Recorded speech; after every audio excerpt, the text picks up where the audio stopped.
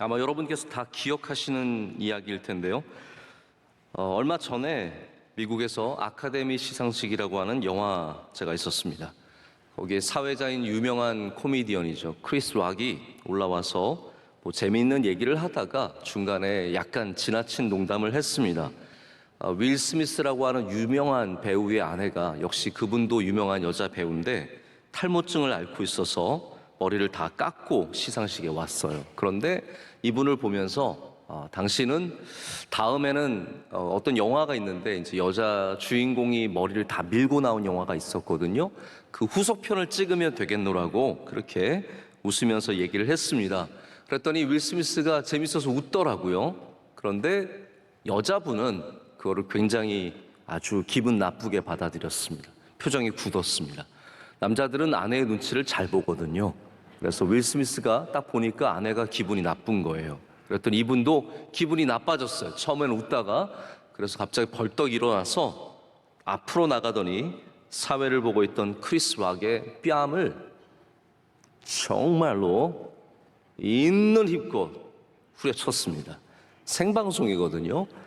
그래서 정말 사회자도 당황하고 모든 관객들이 당황하고 아주 큰 사건이 일어나게 되었습니다. 이 일은 정말 일파만파 퍼져나가서 며칠 동안 아니 몇 주 동안 모든 뉴스를 뒤덮을 정도로 많이 알려지는 사건이 되었습니다. 저는 솔직히 마음속에 지금 우크라이나 전쟁 중인데 이런 시시콜콜한 이야기가 이렇게 사람들에게 관심을 가져도 될 것인가라는 그런 생각이 들 정도로 굉장히 많은 뉴스가 여기에 대해서 발표가 되고 사건들이 이어져 나왔습니다. 지금 결과적으로는 아카데미 시상식에서 10년 동안 윌 스미스를 시상식에 참여하지 못하도록 금지를 시키고 또 윌 스미스도 자숙하면서 반성하면서 사과하는 그러한 발표를 하고 좀 가라앉았습니다. 하지만 이 사건이 가라앉았다고 해서 우리의 기억에서 잊혀지지는 않을 것 같습니다. 여기 특별히 독실한 크리스천인 덴젤 워싱턴이라고 하는 배우가 윌 스미스에게 이런 말을 했다고 합니다. 조심해라. 악마는 당신이 가장 높은 곳에 있을 때 찾아온다라고 말을 하면서 우리가 교만해지면 그러한 곳에서 실수하기 쉽다라는 것을 얘기를 했습니다. 저도 사과까지 한 윌 스미스를 더 깎아내리고 싶지는 않고요. 그러나 그곳에 있었던 말의 실수와 크리스 록이라고 하는 사람의 말의 실수와 또 우리의 행동의 실수가 우리가 참 돌아봐야 하는, 우리 스스로를 돌아봐야 하는 굉장히 중요한 사건이다라는 것을 한번 생각해 보게 되었습니다. 제가 지난 부활절을 지나고 나서 그 전주부터 계속해서 우리의 언어에 대한 생각을 좀 하고 있었습니다.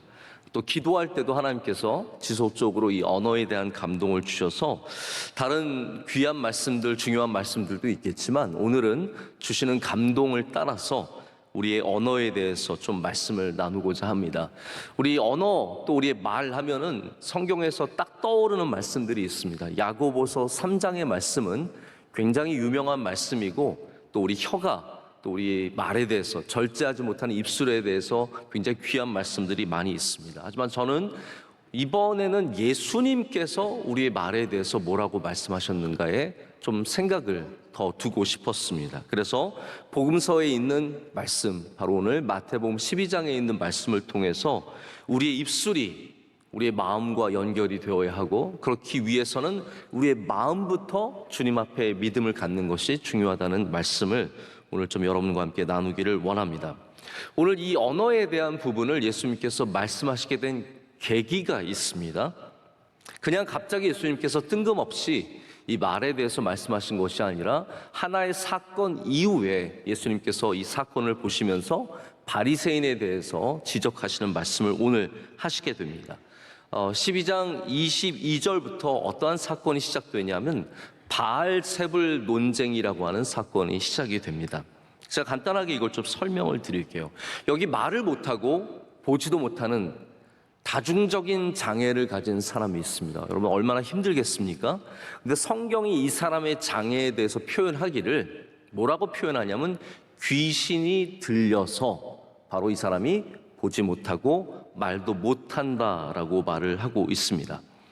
여러분이 아셔야 할 것은 성경이 모든 질병과 귀신을 연결시키지는 않는다는 사실입니다. 그래서 귀신이 들렸다라는 것은 특별한 의미가 있기 때문에 또한 그런 말이 나오는 것이죠. 이 사람은 아마 장애를 갖고 있는데 이 사람의 어떤 증상 중에서 귀신이 들린 증상이 따로 있었겠죠. 근데 예수님께서 이 사람을 고쳐주셨습니다. 여러분, 누가 병에서 나오면 우리는 어떤 마음을 갖습니까? 기쁘죠. 우리 권사님이 암에서 치유받으면 기쁘죠. 집사님이 뇌출혈이었는데 일어나면 기쁘죠. 할렐루야. 여러분, 누군가가 나음을 얻었으면 기뻐해야 합니다. 그것이 당연한 사람의 마음이며, 특별히 하나님을 경외하는 사람은 우리 이웃의 기쁨을 나의 기쁨처럼 여길 줄 알아야 합니다. 자, 그런데 바리새인의 문제는 무엇입니까?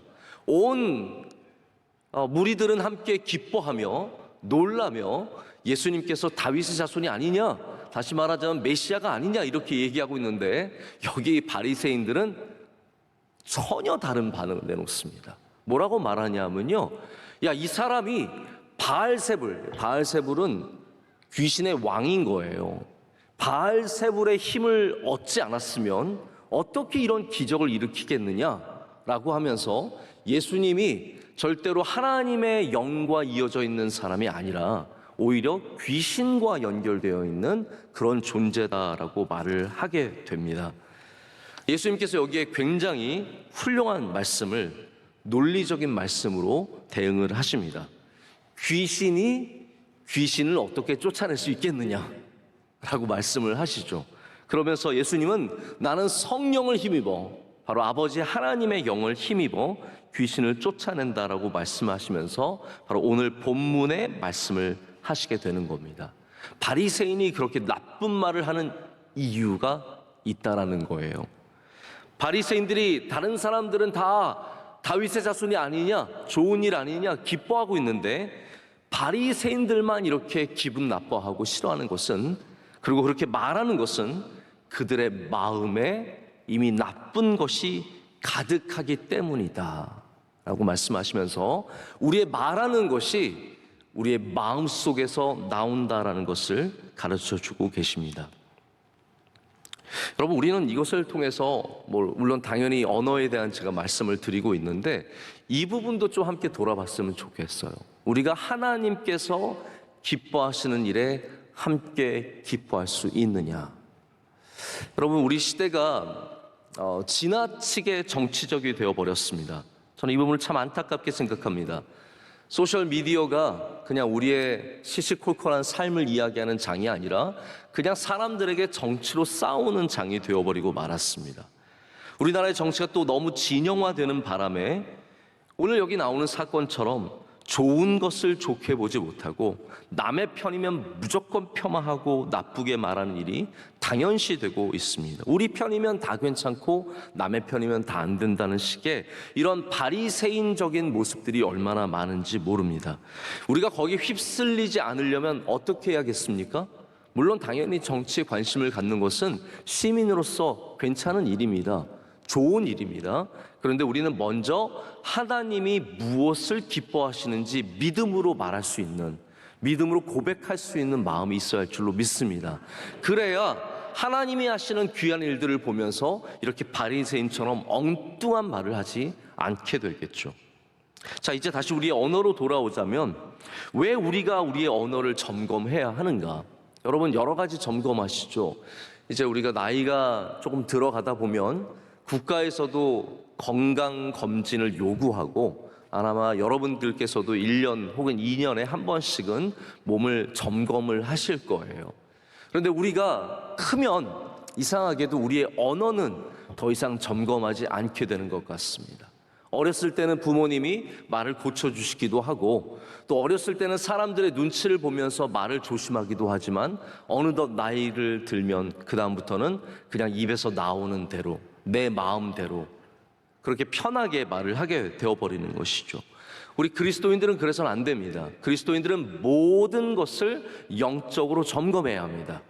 심지어는 아무도 상관하지 않아도 나의 말을 나의 언어를 하나님 앞에 비추어 보고 더 나아가서는 우리의 마음속에 무엇이 들어있는지를 보아서 우리의 언어가 하나님 보시기에 합당한 예수 그리스도 앞에 아름다운 언어가 되어야 할 줄로 믿습니다. 오늘 예수님께서는 우리의 언어를 점검하라는 의미로 이런 말씀을 주시는 겁니다. 왜 점검해야겠습니까? 첫 번째 이유는 우리의 언어가 마음을 비추어 보여주기 때문입니다. 오늘 예수님께서 말씀하신 것처럼 좋은 나무에서 좋은 열매가 맺히고 마음에 가득한 것을 입으로 말하기 때문이라는 것입니다. 이 성경에는 예수님께서 믿음의 말을 기뻐하신 것을 볼 수 있습니다.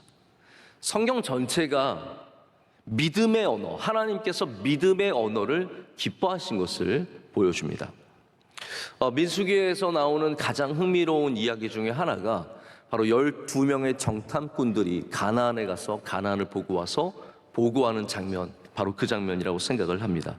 그 중에 10명은 정말로 부정적으로 두려운 마음으로 보고를 하였고, 여호수아와 갈렙 두 사람만이 그곳에서 긍정적인 믿음의 말로 보고를 하게 됩니다.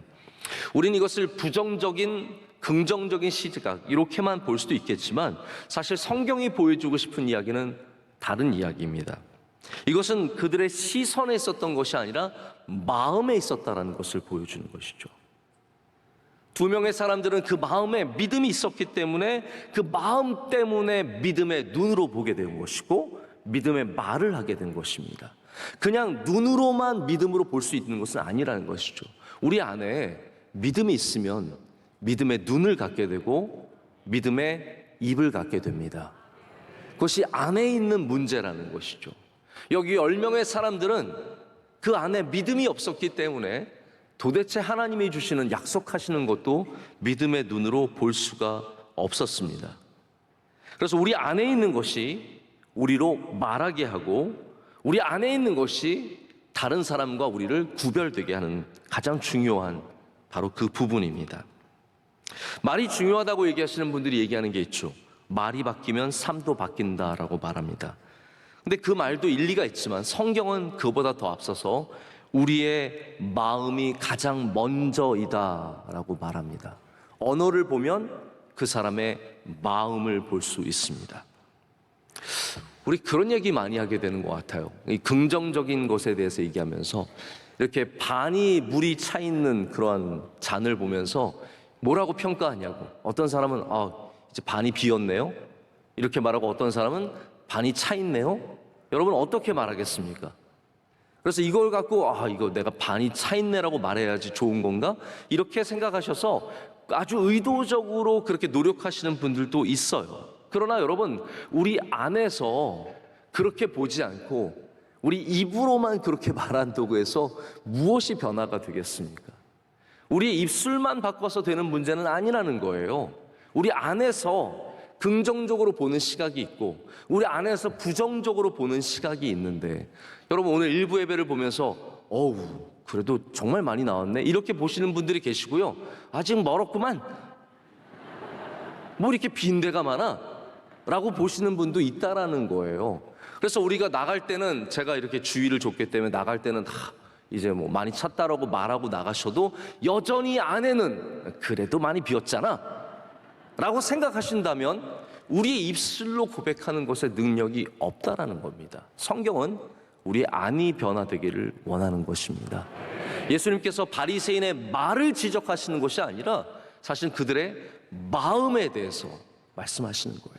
그 안에 가득한 것을 말하는 도다라고 예수님께서 말씀하십니다. 믿음의 말은 우리 안에 믿음이 있다라는 증거입니다. 우리 안에 믿음이 없다면 우리는 믿음의 말을 할 수가 없습니다. 아니 믿음이 있는 척 믿음의 말을 해도 거기에 어떠한 능력도 없습니다. 오래된 동화이며 우리가 잘 아는 동화인, 동화라고 말할 수도 있고 소설로라고 말할 수 있는 알리바바와 40인의 도둑이라는 책이 있습니다. 여기 보면은 이제 아주 유명한 얘기가 있죠. 이 도적들이 물건을 훔쳐다가 동굴에다 숨겨놓습니다. 그 동굴을 문으로 닫아놓죠. 그리고 그 문을 열 때 뭐라고 얘기합니까? 열려라 참깨. 오픈 세삼이에요. 이제 영어로 오픈 세삼인데 이거 다 국제적으로 다 아는 이야기입니다. 우리도 열려라 참깨. 열려라 들깨 하면 열려요, 안 열려요? 안 열려요. 열려라 죽은 깨, 안 열려요. 아무리 깨를 외쳐도 깨방정을 떨어도 절대로 열리지 않습니다. 그러나 열려라 참깨 하면 3살이 말하든 80살이 말하든 남자가 말하든 여자가 말하든 부자가 말하든 가난한 사람이 말하든 다 열리게 되어 있습니다. 그런데 우리의 믿음의 언어는 다릅니다. 우리의 언어는 절대로 주문으로 움직이지 않습니다. 성경은 그렇습니다. 믿음은 그렇습니다. 교회는 그렇습니다. 우리는 그냥 주문으로 움직이는 곳이 아니라 마음으로 움직이는 곳입니다. 아무리 겉으로 오픈 세삼이 맞는 말을 하여도 구원의 문은 열리지 않습니다. 우리 마음에 주 예수 그리스도를 구주로 영접해야 그 앞에 있는 구원의 문이 열리고 복의 문이 열린다라는 것이죠. 입술로 고백하는 것이 아니라 우리 안에 있는 것이 고백되어져야 진짜 변화가 있다라는 것입니다. 오늘 우리가 이 언어를 점검하기 원하는 이유는 그냥 말만 바꾸기 위해서가 아니라 바로 우리의 안을 주님 안에서 온전하기 위해서 오늘 시간 우리가 다시 한번 우리의 언어를, 아니 우리의 안을 점검해야 할 줄로 믿습니다. 랍비 요셉 텔루슈킨이라는 분이 있습니다. 이 텔루슈킨이라고 하는 랍비는 많은 책을 쓰셨는데 그 중에 상처가 되는 말, 치유가 되는 말이라는 책을 쓰셔서 미국에서 굉장히 유명한 강연을 다니시는 그러한 분이라고 합니다. 이분이 강연을 통해서 특별히 말이 갖고 있는 부정적인 영향력에 대해서 주의를 많이 준다고 합니다.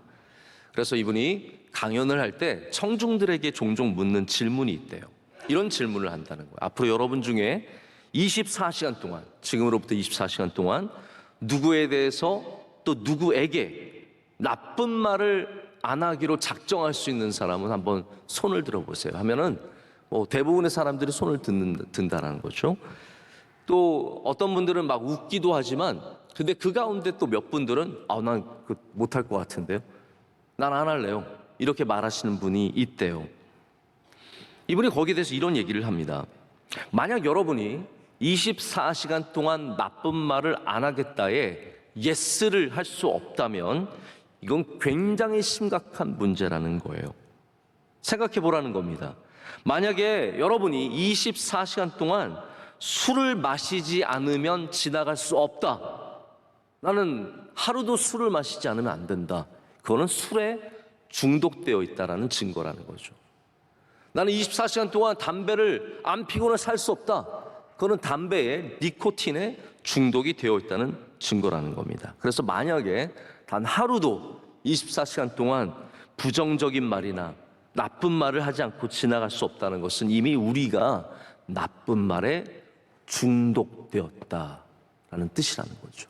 우리 안에, 그냥 우리 입술의 문제가 아니라 우리 안에 있는 이 영혼이 나쁜 것에 중독이 되어 있다라는 뜻이라는 겁니다. 말의 절제력을 잃어버린 것이며 나쁜 말이 우리 안에 이미 들어와서 살고 있다라는 말이에요.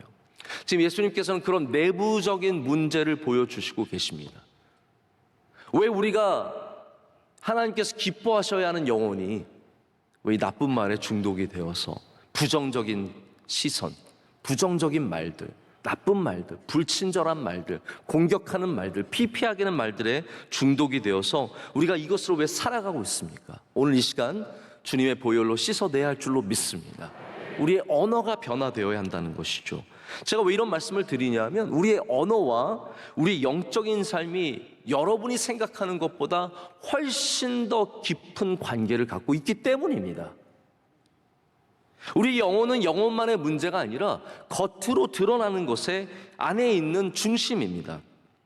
그래서 언어를 보면 그 사람의 영적 상태도 알 수 있습니다.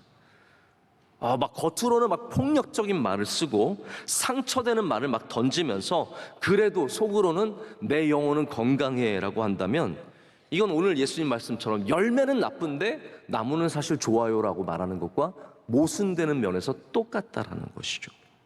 제가 어제 새벽에 정신승리라는 말씀을 드렸는데요. 겉으로는 막 나쁜 말 하면서 정신승리하는 사람들은 어떤 사람들일까? 그래도 나는 믿는 사람이야. 그래도 나는 예수님 안에 사는 사람이야. 라고 스스로를 위안하는 사람들입니다. 종종 여러분, 우리는 믿음을 증명하라는 요구를 받습니다. 믿는 사람 달라야 하지 않습니까? 할렐루야. 믿는 사람이 달라야죠. 세상 사람들 굉장히 그리스도인들에게 실망한 것 같지만 사실 그렇지 않습니다. 세상 사람들은 여전히 그리스도인들에게 기대하는 게 있어요. 저 사람 교회 다니니까 좀 다르겠지. 사실은 다 기대하는 면이 있기 때문에 또 실망하는 게 큰 것이죠.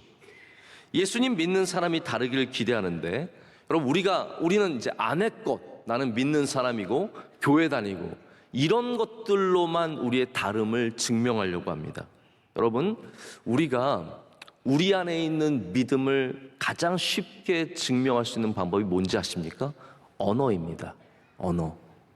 우리가 어떻게 말하느냐, 우리가 어떤 방식으로 말하느냐가 사실은 우리 안에 있는 믿음을 보여주는 가장 빠르고 정확한 증거입니다. 여러분의 쓰시는 모든 언어들이 복되시기를 축복합니다. 부모님들이라면 자녀들에게 쓰는 언어를 돌아봐야 합니다. 왜냐하면 자녀들도 여러분의 믿음을 그 언어를 통해서 보고 있기 때문입니다. 선생님이라면 학생들에게 쓰는 언어가 여러분의 믿음을 보여주는 증거가 됩니다. 직장인들이라면 직장에서 일하면서 사용하는 언어가 우리의 안을 보여주는, 우리의 내면을 보여주는, 믿음을 보여주는 그런 도구가 됩니다. 여러분, 우리 안이 주님 안에서 건강해지고 그 증거로서 우리의 언어가 변화되기를 간절히 소망합니다. 두 번째, 우리가 언어를 점검해야 하는 이유는 언어가, 말이 멀리 가기 때문입니다. 멀리 갑니다. 오늘 말씀은 우리의 말이 굉장히 멀리 간다는 것을 말해주고 있습니다. 얼마나 멀리 가느냐? 가깝게는 올해로서는 열매로서 드러납니다. 올해의 열매, 이것이 바로 우리 말입니다. 그런데 멀게는 어디까지느냐? 예수님께서 오늘 뭐라고 말씀하십니까? 마지막 심판날에 우리의 말이 하나님 앞에서 우리를 심판할 것이다 라고 말씀하고 계십니다. 얼마나 멀리 가냐고요? 영원히 간다는 말씀이세요. 갑자기 두려우신가 봅니다. 걱정이 많아지셨나 봅니다. 올해 우리가 농사를 잘 짓기를 원한다면 우리의 말을 당연히 돌아봐야죠. 그러나 우리의 인생이 잘 되기를 원한다면 당연히 우리 심판날에 주님 앞에서 칭찬받으려면 우리의 언어를 반드시 돌아봐야 된다는 것이죠. 이 하나님의 창조하신 세계는 이 에너지의 전환이 참 신비롭습니다. 그래서 우리가 보지 못하는 가운데도 빛은 열이 되어서 우리 가운데 다가오고, 또 이 떨어지는 낙차가 있는 에너지는 터바인을 통해서 전기로 변환이 됩니다. 이 모든 변환되는 에너지에는 하나의 법칙이 존재하죠. 에너지 보존 법칙이라는 것이 존재합니다. 자, 전환은 되지만 보존이 항상 된다는 거예요. 여러분이 물리를 배우러 오신 것은 아니겠지만 당연히 아시는 거니까 제가 말씀을 드립니다. 그렇다면 이 세상에 있는 모든 에너지들은 변환될 뿐이지 계속 존재하는 겁니다. 우리의 소리도 에너지입니다. 여러분, 소리가 에너지입니다. 그렇다면 우리의 소리도 물리적으로 말씀드리는 거예요. 성경적으로 말씀드리는 게 아니라 사실은 물리도 하나님의 창조의 법칙이기 때문에 성경적이라고 말할 수 있는데, 이 모든 소리는 사라지지만 여전히 존재하고 있습니다.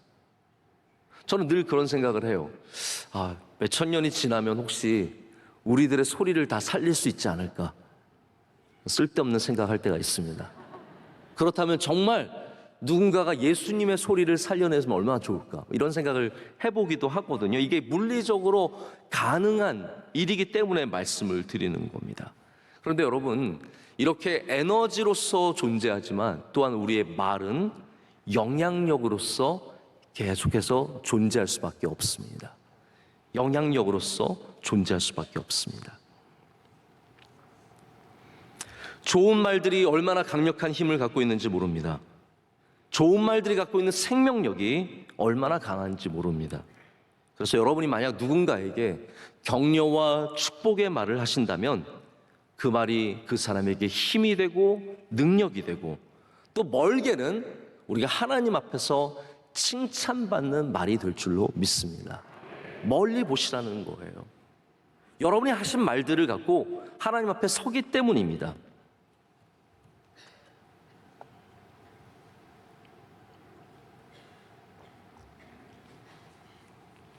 미국에서 이런 일이 있었습니다. 1992년에 시애틀의 남쪽에 있는 마운트 레이니어라고 하는 그 산에 두 명의 친구들이 함께 올라갔습니다. 짐 데이비슨과 마이크 프라이스라고 하는 두 사람이 함께 올라갔는데, 여기는 만년설이 있는 그러한 산이고요. 아주 그때도 눈이 많이 왔습니다. 두 분이 내려오다가 크레바스라고 하는 이 얼음의 균열 사이로 발을 헛디뎌서 두 사람이 함께 추락을 했습니다. 아주 깊은 곳이었는데 추락하면서 이 마이크 프라이스라는 분은 그 자리에서 바로 숨지셨습니다. 바로 돌아가셨어요. 그런데 이 짐 데이비슨이라고 하는 사람만 살아남았습니다. 하지만 피가 철철 흐르고 몸이 성한 곳이 없을 정도로 떨어지면서 많은 충격을 받았습니다. 근데 이 사람이 아무도 도와줄 수 없는 그 깊은 그 얼음 동굴에서 5시간 동안 얼음 절벽을 타고 탈출하는 데 성공을 합니다. 그 이후에 이 사람이 The Ledge라는 제목의 책을 써서 자기가 어떻게 빠져나오게 됐는지를 기록을 하게 되었습니다. 이분의 고백이에요. 자기가 그 얼음 지옥 같은 곳에서 기적적으로 빠져나온 이유는 다른 이유가 아니라 바로 아버지가 어렸을 때 해주신 말씀 때문이었다는 거예요. 이 데이비슨이라는 사람의 아버지는 어렸을 때 늘 뭐라고 말했냐면 아들에게, 야, 너는 할 수 있어. 너는 넘어설 수 있어. 너는 이거를 올라갈 수 있어. 너 이것만 넘어서면 반드시 잘할 수 있어. 늘 이렇게 항상 힘을 주는 말, 용기를 주는 말, 또 넘어설 수 있다라는 말을 해줬다는 거죠. 그래서 이 크레바스에 빠져서 몸도 성치 않고 피도 흐르는 이 어려운 상황 속에서 그는 자기를 격려하는 아버지의 음성이 들리는 것 같았다라는 거예요. 너 올라갈 수 있어. 너 이겨낼 수 있어. 이거 반드시 승리해야 되는 말이 들리는 것 같았다는 거죠. 얼음 절벽을 오를 수 있는 도구도 거의 전무했고, 그리고 기술도 없었지만 5시간 동안 피로와 아픔과 사투를 벌이면서 마침내 크레바스 바깥으로 나올 수 있었던 것은 바로 그가 내내 생각했던 아버지의 말씀 때문이었다라고 그는 책에 기록하고 있습니다. 여러분, 우리의 말이 오래 남습니다. 만약에 여러분이 여러분의 자녀들에게 용기를 주는 말, 힘을 주는 말, 격려하는 말을 하면 그 말은 오래 갑니다. 어려움을 당했을 때, 환난을 당했을 때도 그 말씀이 기억이 남기 때문입니다. 반대로 나쁜 말도 오래 갑니다. 말로 뱉은 상처가 오래 가는 이유는 그것이 우리에게 남기 때문이에요. 남기 때문입니다. 저주의 말들, 기분대로 내뱉은 말들, 거짓말들, 마음 먹고 상처가 되기 위해서 날선 말들을 내뱉을 때 그런 말들이 오래 갈 수밖에 없습니다. 어쩌면 영원히 갑니다. 목사님들도 기분 나쁘면 말을 막 하시는 분들 계십니다. 이게 아내에게 남겨지게 되면 오래 가는 것이고, 그래서 말씀을 들어도 남편에게 은혜를 못 받아요. 왜냐하면 그 말씀에 은혜가 없어서가 아니라 남겨진 말들이 계속해서 자기를 치고 있기 때문입니다. 혹시 오늘 여러분 가운데 남겨진 말들로 그 상처로 여전히 아픔이 있으신 분들이 있으시다면 오늘 위로받으시기를 축복합니다. 그 말들이 떨쳐지는 은혜가 있으시기를 축복합니다. 은혜가 저주를 떨쳐버립니다. 우리 예수 그리스도 앞에 나오면 모든 저주는 떠나갈 줄로 믿습니다. 말의 저주들, 부모님들 옛날에는 그런 말씀 많이 하셨대요. 동네에서 늘 들어보면은 저희 원로 목사님들도 그런 말씀 하시더라고요. 늘 교회 안 다니시는 분들 항상 그런, 이 빌어먹을 놈의 자식아. 여러분, 자기 자식을 빌어먹을 놈이라고 부르는 이 어리석은 일들이 옛날엔 너무나 당연하듯이 이렇게 저질러졌다라는 거죠. 그럼 말에 많은 상처를 입으신 분들은 반드시 그리스도의 십자가의 은혜로 씻어내는 과정을 지나가야 합니다. 남겨진 것들을 씻어내시고 여러분 안에 복이 있는 마음들, 깨끗한 마음들, 주님이 주시는 축복의 마음이 있으시길 축복합니다. 그리고 반대로 좋은 말도 참 오래갑니다. 제가 목회하면서 참 감사한 분들이 몇 분 계시는데 제가 일일이 다 이름을 말씀을 드릴 수는 없지만 한 분은, 그 중에 한 분은 우리나라의 정말 대표적인 교회의 목사님이세요. 한 10여 년 정도 전에 저희가 WCC를 준비하면서 홍콩에서 목회자들과 중국의 목회자들 이렇게 함께 모여서 컨퍼런스를 한 적이 있습니다. 저도 거기에 가서 짧은 순서를 한번 맡은 적이 있는데 그때 그 목사님이 끝나고 나서 저에게 오셔서 저에게 대해서 너무 좋은 말씀을 많이 해주셨어요. 그 이후로 가끔씩 이렇게 밖에 나가서 처음 만나는 목사님들 인사를 드릴 때 이런 말씀을 하시는 경우를 종종 들었어요. 그 목사님이 김하나 목사에 대해서 좋은 얘기를 참 많이 해주셨다고. 저 그럴 때마다 얼마나 빚진 마음이 있는지 모르고 어린 목사에게 더 이상 어리지 않지만 그 당시에 어리고 경험도 없고 너무 부족한 저에게, 지금도 많이 부족하지만 저에게 그것이 얼마나 큰 격려가 되고 힘이 되었는지 모릅니다. 여러분들 사람을 길러주려면요 밖에 나가서 좋은 얘기를 해주시면 됩니다. 좋은 얘기만 해주셔도 그 사람이 클 수 있는 양분이 되고 격려가 된다는 것이죠. 우리가 어려울 때 떠올릴 수 있는 말이 있다는 것, 여러분 얼마나 큰 은혜입니까? 힘들 때 생각할 수 있는 말씀이 있다는 것, 얼마나 놀라운 힘입니까? 그래서 예수님께서 제자들에게 늘 끊임없이 말씀하셨고 그 말씀이 생각나도록 뭘 보내주셨어요? 성령을 보내주셨습니다. 요한복음 14장부터 17장까지가 많은 말씀들이 있는데 그 말씀, 이 성경에 보면은 예수님 말씀은 빨간색으로 나오는 성경책들이 있어요. 그걸 보면은 요한복음 14장부터 17장은 온통 시뻘개요. 다 예수님의 말씀이에요. 근데 그 대부분의 말씀이 제자들에게 주시는 말씀이에요. 제자를 위해서 기도하시는 말씀이며 제자들에게 내가 평안을 준다, 내가 고아처럼 너희를 내버려 두지 않으리라. 근데 이런 말씀들이 제자들이 나중에 다 생각나는 말씀이었다는 거예요. 그래서 성령을 보내주시는 이유를 말씀하시는데 요한복음 14장 26절을 보면 이렇게 되어 있습니다. 보혜사 곧 아버지께서 내 이름으로 보내실 성령, 그가 너희에게 모든 것을 가르치고 내가 너희에게 말한 모든 것을 생각나게 하리라. 성령께서 하시는 역할이 무엇입니까? 우리가 지쳐 있을 때, 힘들 때, 괴로울 때, 어려울 때, 눈물 날 때, 얼음 지옥으로 떨어져서 모든 소망이 보이지 않을 때 예수 그리스도의 말씀을 생각나게 하신다라는 거죠. 말씀은 영원합니다. 예수 그리스도의 말씀은 다른 것들은 시들고 사라지고 아무리 아름다운 꽃도 금방 지나가지만 주님의 말씀은 영원히 선다라고 말씀하셨습니다. 이 말씀, 우리가 이 말씀을 왜 사모합니까? 영원한 말씀이기 때문이에요. 우리의 말과 예수님의 말씀은 차원적으로 전혀 다른 차원에 있습니다. 비교할 수 없겠죠. 그러나 오늘 성경 말씀은 우리의 말도 영원히 간다라고 얘기하고 있습니다. 어떤 말들을 이 땅에 남기실 겁니까? 어떤 말들을 했기 때문에 주님 앞에 가서 칭찬을 받고 어떤 말들을 했기 때문에 주님 앞에 가서 꾸중을 들으시겠습니까? 여러분, 우리의 말과 믿음은 별개입니까? 아니라는 거예요. 여러분에게 믿음이 있으면 믿음의 말을 하시기를 축복합니다. 소망이 있는 분들은 소망의 말을 하시기를 축복합니다. 오늘 우리 다시 한번 마음에 있는 것을 말로 하는 그 근원으로 돌아가기를 원합니다. 또한 우리의 말이 영원히 멀리 간다는 것을 꼭 기억하시기를 바랍니다. 말씀을 맺겠습니다. 우리나라 작가인 이기주 씨의 말의 품격이라는 아주 짧고 좋은 얘기들이 많은 책이 있습니다.